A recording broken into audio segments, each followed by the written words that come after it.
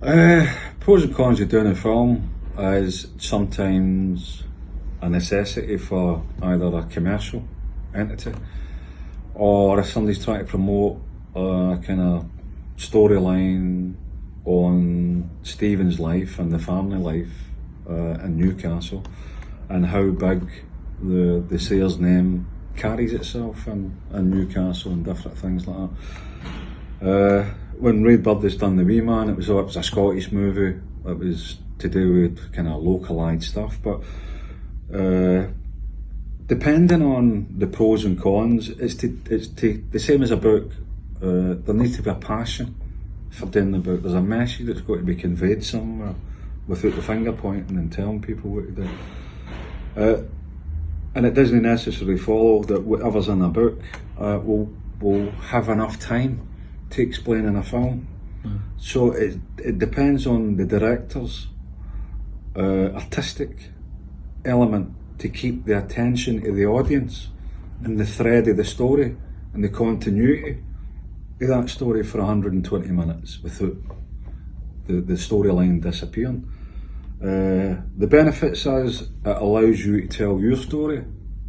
The other probably negative side of it is people contradicting and saying, well, that never happened in real life, or that never happened then. But again, it's a personal choice for a director. He's playing with 120 minutes. He needs to nail this whole story in 120 minutes, and they use artistic license. And the element that they used artistic license through the film with Ray Bird is a child actor, now a well-respected film director.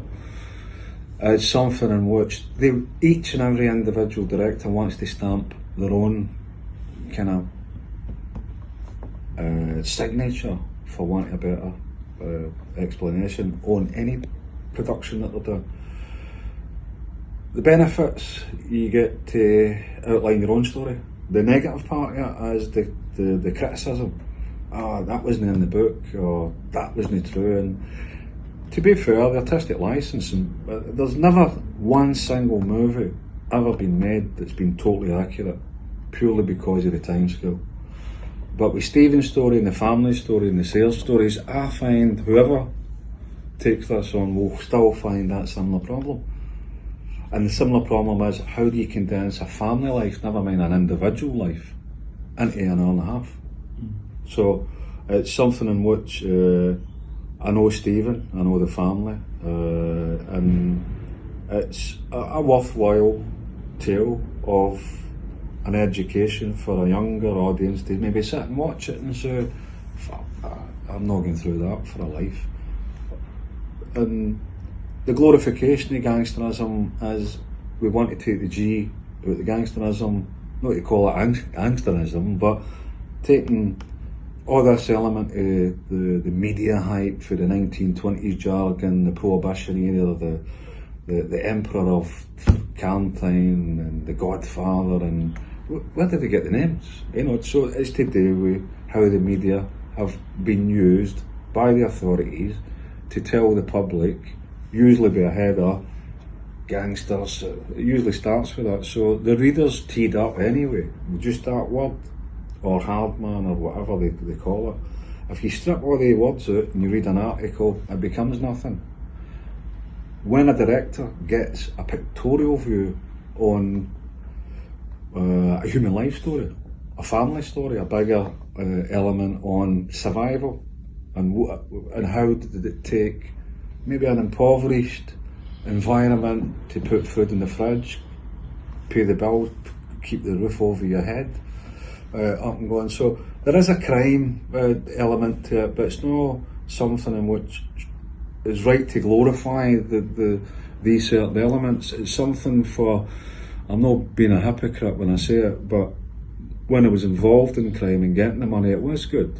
The bad part about it is, and Stephen and his family will tell you, is when their family leave a prison visit, that's the punishment aspect to it. So the director's Stephen's new movie will have similar problems that I looked at during the one movie, The Wee Man with Ray Bird. But there is a need for the finger on the pulse that the director would have to look at fitting so many people's lives in 120 minutes, an hour and a half. Very, very difficult, but it's challenging.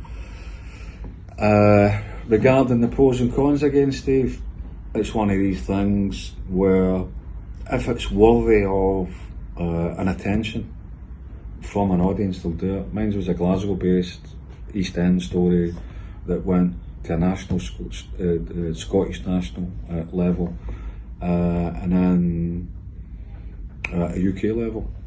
Stevens is going for Newcastle level, to an English level, to a UK audience, purely because of the nature and the people who he knew and who he met.